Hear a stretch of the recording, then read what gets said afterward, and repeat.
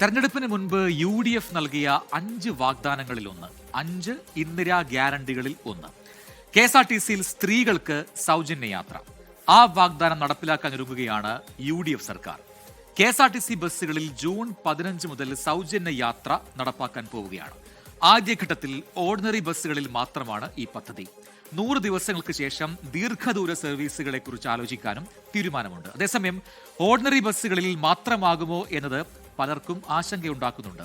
അധിക ബാധ്യത സർക്കാർ എങ്ങനെ മറികടക്കും എന്നതിലും ഇതുവരെ വ്യക്തതയുണ്ടായിട്ടില്ല. സ്വകാര്യ ബസ് വ്യവസായത്തെ പദ്ധതി തകർക്കുമെന്ന ആശങ്കയും നിലവിൽ നിലനിൽക്കുന്നുണ്ട്. ആ വാർത്തയിലേക്കാണ് നമ്മൾ ആദ്യം കടക്കുന്നത്. എങ്ങനെയാകും സർക്കാരിന്റെ സൗജന്യ യാത്ര? തിരുവനന്തപുരത്ത് നിന്ന് മേഘന മുരളി തയ്യാറാക്കിയ വിശദമായ റിപ്പോർട്ടുകളാണ്. ഇനി മുതൽ KSRTC ബസ്സുകളിൽ നമ്മൾ സ്ത്രീകൾക്ക് സുവർണകാലമാണ്. പ്രിയദർശിനി എന്ന പേരിൽ സൗജന്യ യാത്രാ പദ്ധതി നടപ്പിലാകുന്നു. പക്ഷേ ആദ്യഘട്ടത്തിൽ ഡബിൾ ബെൽ വീണിരിക്കുന്നത് ഓർഡിനറി ബസ്സുകളിൽ മാത്രമാണ്.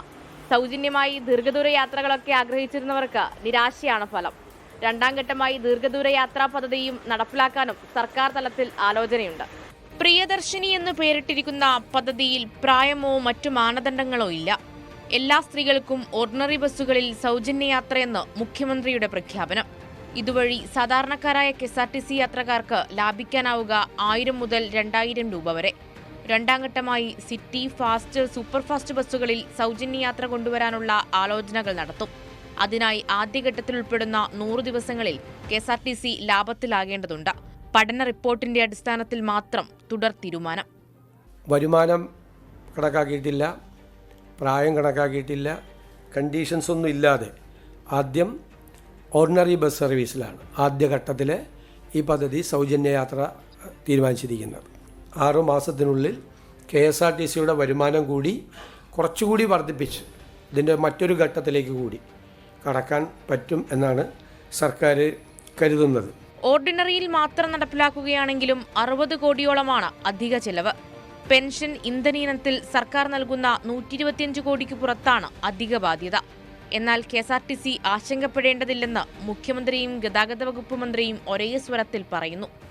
ഏത് തീരുമാനം എടുത്താലും ഗവൺമെൻറ് അത് സബ്സിഡൈസ് ചെയ്യും. നിശ്ചിത സമയം നോക്കുമ്പോൾ നമുക്കറിയാലോ, എക്സ്പേർട്ടുകൾക്ക് പോലെ എന്താണ് സംഭവിക്കുക എന്നുള്ളത് ഇപ്പോൾ നമുക്കറിയില്ലല്ലോ. ആശങ്ക KSRTCക്ക് വേണ്ട. തലസ്ഥാനത്ത് നിന്ന് നോക്കുമ്പോൾ സൗജന്യ യാത്ര ഏറെക്കുറെ ഗുണകരമാകുമെന്ന് പറയാം. പക്ഷേ മലബാറുകാർക്ക് ചെറുതല്ലാത്ത ആശങ്കയുണ്ട്. ഏറ്റവും കുറവ് KSRTC സർവീസുകളുള്ളത് മലബാറിൽ മലപ്പുറം ജില്ലയിലാണ്. അത് പദ്ധതിയെ കാര്യമായി തന്നെ ബാധിക്കും. നമ്മുടെ നാട്ടിൽ ഞാൻ കണ്ണൂരാണ്, കണ്ണൂരിൽ നിന്ന് വരുന്നത്. കണ്ണൂർ ഓർഡിനറി ബസ് കുറവാണ്, അവിടെ ലിമിറ്റഡ് സ്റ്റോപ്പാണ് കൂടുതൽ. അപ്പോൾ അതിലില്ല, നമ്മളെ ആശ്രയിക്കേണ്ടി വരിക പ്രൈവറ്റ് ബസ് തന്നെ ആയിരിക്കും. അവിടെ ബസ്സേ ഇല്ല, ഓർഡിനറി 2-3 അങ്ങനെയൊക്കെ ഉള്ളൂ. നമ്മുടെ നാട്ടിൽ കൂടുതൽ ബസ് കൊണ്ടുവരണം. കണ്ണൂരിൽ നിന്നും മലബാറിൽ കൂടുതൽ KSRTC കൊണ്ടുവരണം. കൂടാതെ തിരഞ്ഞെടുപ്പ് കാലത്ത് തീർത്ഥാടനമടക്കമുള്ള സൗജന്യ ദീർഘദൂര യാത്രകൾ വാഗ്ദാനം ചെയ്ത സർക്കാർ പദ്ധതി ഓർഡിനറിയിലേക്ക് ചുരുക്കുന്നതിൽ പലർക്കും സമ്മിശ്ര അഭിപ്രായമുണ്ട്. അങ്ങനെയല്ല പറഞ്ഞത്, അതൊരു രീതിയിൽ നോക്കിയ ആളുകളെ പറ്റിക്കുന്നത് പോലെയല്ലേ. നമുക്ക് ഇലക്ഷൻ സമയത്ത് പറഞ്ഞിരുന്ന ഗ്യാരണ്ടിയിൽ ഇത്തരത്തിലുള്ള നിബന്ധനകളും കാര്യങ്ങളൊന്നും പറഞ്ഞിട്ടില്ലായിരുന്നു. ദീർഘദൂരമൊന്നും അല്ലെങ്കിൽ കുറച്ച് ദൂരം പോകുന്ന സ്പെസിഫൈ ചെയ്ത് പറഞ്ഞിട്ടൊന്നും ഇല്ലായിരുന്നു. വീട്ടിൽ നിന്ന് തന്ന പൈസയൊക്കെ സേവ് ചെയ്യാൻ പറ്റും. പിന്നെ അതല്ലാതെ വീട്ടിൽ കഷ്ടപ്പെട്ടുന്നവരൊക്കെ ഉണ്ടല്ലോ, അപ്പോൾ അവർക്ക് ഹെൽപ്പായിരിക്കും. കാരണം ഒത്തിരി പേര് ജോലിക്ക് പോകുന്നുണ്ട്, എന്നും വണ്ടിക്കൂലി എടുക്കാൻ പറ്റാത്ത വ്യക്തികളും ഉണ്ട്. അപ്പോൾ അവർക്കൊരു കൈത്താങ്ങലായിട്ട് ഇത് തുടർന്ന് എന്നും അവർ പറഞ്ഞ വാഗ്ദാനം നിലനിൽക്കുകയാണെങ്കിൽ അതൊരു നല്ലത് തന്നെ. ഇതിനെല്ലാമിടയിൽ സ്വകാര്യ മേഖലകളിലെ പ്രതിസന്ധികളെക്കുറിച്ച് സർക്കാർ ചർച്ച ചെയ്തതേയില്ല എന്ന് bus operators association general secretary T. Gopinathan പറയുന്നു. ഈ നിമിഷം വരെ ഞങ്ങളുമായിട്ട് ചർച്ച ചെയ്യാനോ അല്ലെങ്കിൽ ഞങ്ങളുടെ വിഷയങ്ങൾ എന്ത് ചെയ്യണമെന്നതിനെക്കുറിച്ചോ പറയാൻ ഇതുവരെ ഗവൺമെൻറ് തയ്യാറായിട്ടില്ല. 10 രൂപ ഡീസലിൽ വിലയിൽ മാത്രം അധികം ഉള്ള ഒരു സാഹചര്യത്തിലാണ് ഞങ്ങളിപ്പോൾ സർവീസ് നടത്തുന്നത്. ഞങ്ങൾ യാത്രാ നിരക്ക് വർധനവ് ആവശ്യപ്പെട്ടുകൊണ്ടും വിദ്യാർത്ഥികളുടെ യാത്രാ നിരക്ക് വർദ്ധിപ്പിക്കണമെന്ന് ആവശ്യപ്പെട്ടുകൊണ്ട് ഞങ്ങൾ പ്രക്ഷോഭത്തിലേക്ക് ഇറങ്ങാൻ നിൽക്കുന്ന ഒരു സാഹചര്യത്തിലാണ് ഞങ്ങൾക്ക് ഇത്തരത്തിലുള്ള ഒരു വിഷയമായിട്ട് ഞങ്ങളുടെ മുമ്പിൽ വന്ന് എത്തിപ്പെട്ടിട്ടുള്ളത്. അതുകൊണ്ട് ഞങ്ങൾ കടുത്ത പ്രതിഷേധത്തിലേക്ക് നീങ്ങാനും വലിയ പ്രക്ഷോഭ പരിപാടികളിലേക്ക് നീങ്ങാൻ ഞങ്ങൾ നിർബന്ധിതരാവും. ടിക്കറ്റ് വരുമാനത്തിലൂടെ അധിക ബാധ്യത മറികടക്കാൻ കഴിയില്ലെന്ന് സർക്കാരിന് ഉറപ്പുണ്ട്. കേരള ഫിനാൻഷ്യൽ കോർപ്പറേഷൻ വഴി പണം കണ്ടെത്താനുള്ള നീക്കവും നടക്കുന്നു.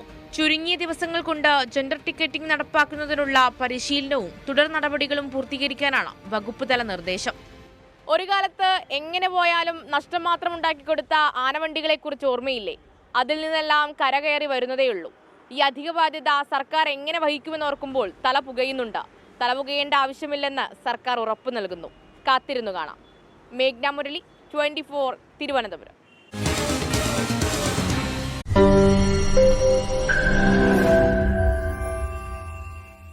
ലോകത്തെവിടെയായാലും ഏത് സമയത്തും 24 വാർത്തകളും ഓഗ്മെന്റഡ് റിയാലിറ്റി പാക്കേജുകളും എക്സ്പ്ലെയിനറുകളും വിശദമായി കാണാൻ ഞങ്ങളുടെ യൂട്യൂബ് ചാനൽ നിങ്ങൾക്ക് സബ്സ്ക്രൈബ് ചെയ്യാം.